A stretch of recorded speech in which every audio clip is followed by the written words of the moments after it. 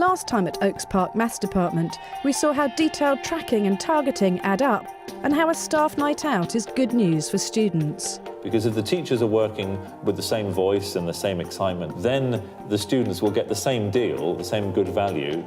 In Programme 2, we look at why the department counts recreational maths and good teamwork as central to success.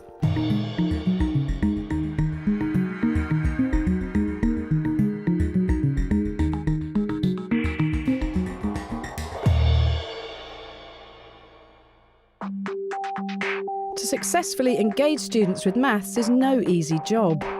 According to Ofsted, few secondary pupils cite maths as their favourite subject, even those who are doing very well.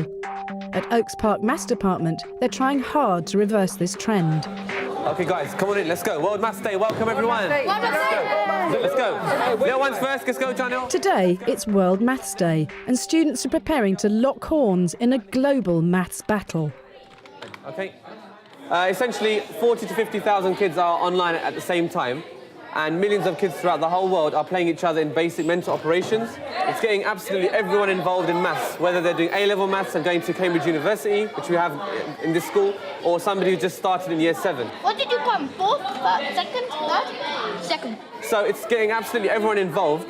Hopefully that buzz will continue for the rest of the term and the rest of the year, because it's something for all the students and teachers to look forward to. Come on! 63 in 60 seconds, another record by Tanisha, guys, well done. Since the launch of the Maths Department, recreational maths has played a central role. Right time you won, isn't it? Well done. In the first year we arrived, I thought it would be a good idea to start getting the chess as something that would be regularly part of the Maths Department. So I bought in tons of chess equipment and organised a chess tournament for the whole of year 7, and the guys in year 7 taught each other how to play chess, and it became part of the culture of the Maths Department from an early stage. In Mr. Progress Room, like, every lunchtime is chess club, and like, if you ever come in here, there's like, you know, mess all over the floor. There's just like so many people come in and like just sort of have fun, really. The chess clubs and the puzzle clubs that we run in the Maths Department at lunchtime, I suppose, add to the environment that this is a thinking, this is a maths corridor, this is a maths zone, a thinking zone. It's fine to be good at solving problems.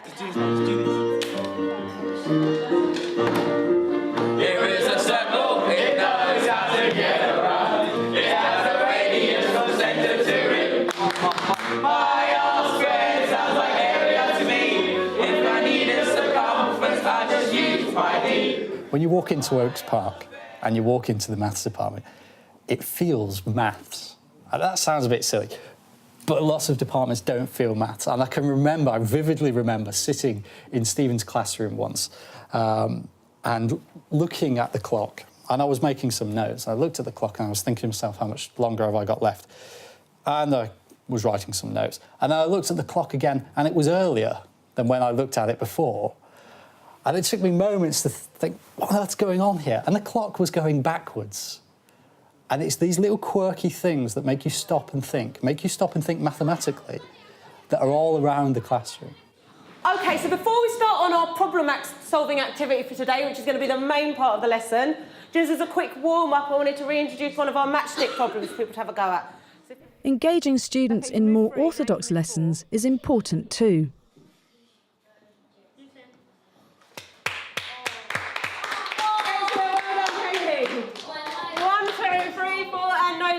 Excellent, OK. When we want to engage the students in the maths lesson, we would want them to feel part of what we do. Rather than just sitting and watching, we would want them to be interacting in any meaning of the word, whether they're coming up to the board and working things through on the board, interacting with some of the software on the board.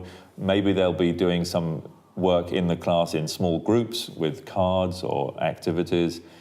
Maybe there's an activity where the whole class is involved together. It could be high-speed shouting out, it could be thinking, it could be a race game, anything which makes each student think, I want to be part of this, I want to be doing, and that is the secret to engagement, making every child a part of what's going on. 15.5.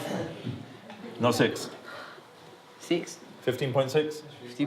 Okay, 15.6. What sounds like Navis. area to me? Navis. Pi, well, we're going to need that. And these pi are square. These pi are square. But being able to go into other people's lessons, to being able to watch them, being able to talk to them about their lessons, that knowing the quality of teaching and learning and knowing what it looks like, knowing what children look like when they're in a great lesson, knowing how they feel, knowing what teachers say that makes a great lesson, knowing the resources that are used. And Stephen has all that about him. And because he has that about him, he can pass that on. we're going to have a race here. I want you guys to add them up with a calculator, and I'm going to try and add them up in my head, all right? And we'll have a race. OK, ready? Starting now. Let's have a think. 3, that's going to be 20, that's 16... Finished. what's the total? 1,661. Do you think they won? Probably. Can you read this aloud, please? Read this aloud. The total is 1,661. Sorry, I win. Thanks for taking part, Mr. F. There we are. Thank you for taking part. The total is indeed 1,661. Away from the classroom, Stephen has a pressing issue to resolve. Struggling Year 11 student Dwayne's been taken off a booster course designed to help him get a GCSE C grade in his summer resit.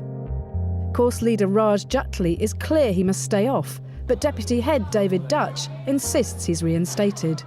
Between lessons, Stephen seizes his chance to invite Dwayne back. What you need ultimately is a C grade. Yeah. And if you're happy to be back in the programme, and OK, it didn't get off to a great start, which is why we suggested that perhaps it was going to stop, but if you're happy to start again and get back in the programme, it's actually going to help you more. Yeah. We want you to get a C. That C is going to do wonders. You're bright enough to get the C. Yeah. You're bone idle, but you're bright, OK? Yeah, of course, I appreciate that. Take the opportunity again.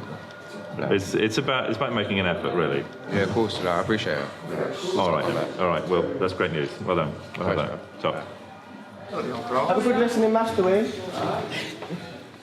While Dwayne seems pleased to be back on the course, programme leader Raj Jutli remains oblivious to this development. Divided by 100, then the answer you No, give no. the time. 25 divided by 100 gives you a percentage, decimal. Oh, right. Okay, so you've already divided it by 100.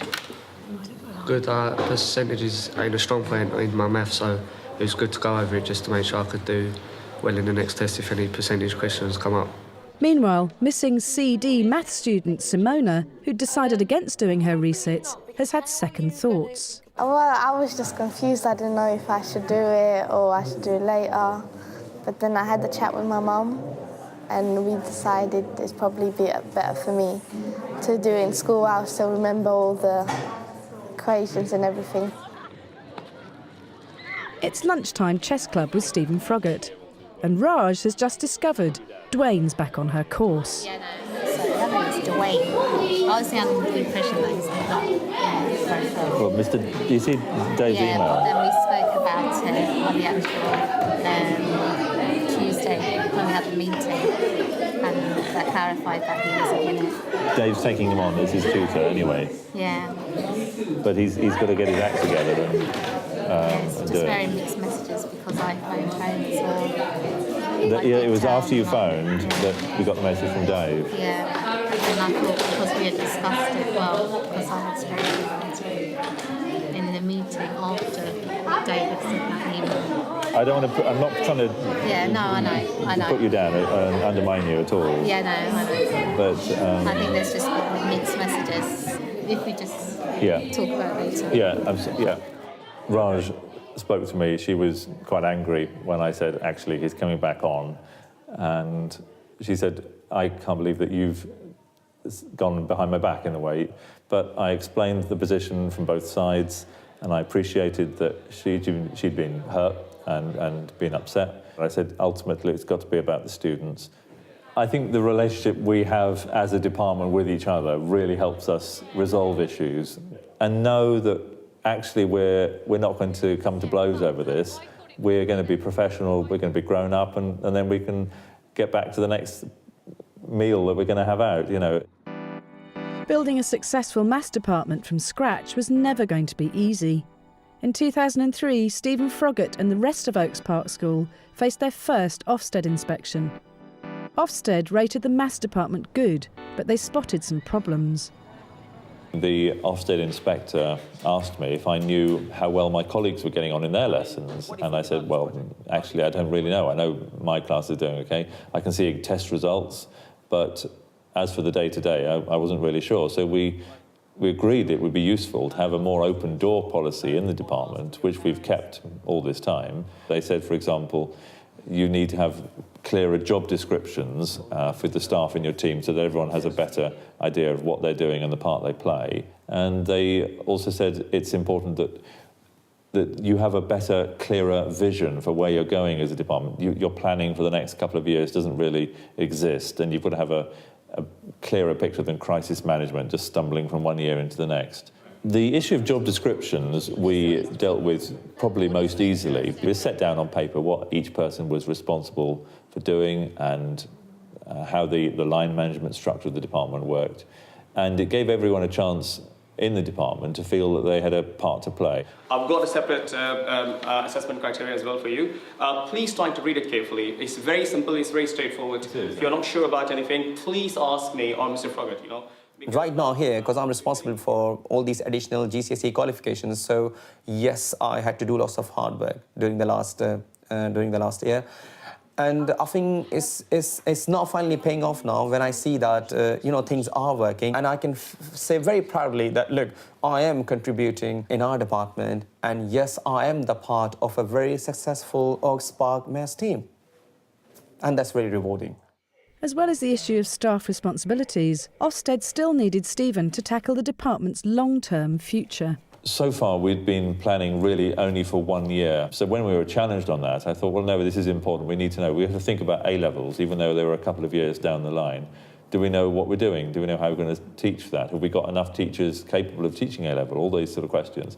So I needed to just unroll the vision just a little bit further into the future and start to think about having a 5-year plan. So over the next 5 years, what are the big picture? What are the things that's going to happen here? Some of these things are going on. And I'm particularly excited by podcasts.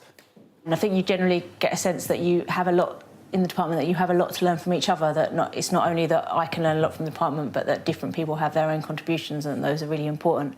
All the pupils are keen to get up and have a go, even if they don't know the answer. So you might do it with a Year 7 class, and half of the class by the end of the lesson will have come up and had a go, and nobody will have got it right. And it encourages the idea that it's OK to get up and have a go, even if you don't have the answer.